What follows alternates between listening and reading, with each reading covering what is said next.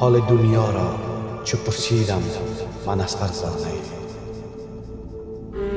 گفت یا آب است یا خاک است یا پروانه. گفتمش احوال عمرم را بگو، این عمر چیست؟ گفت یا برق است یا باد است یا افسانه.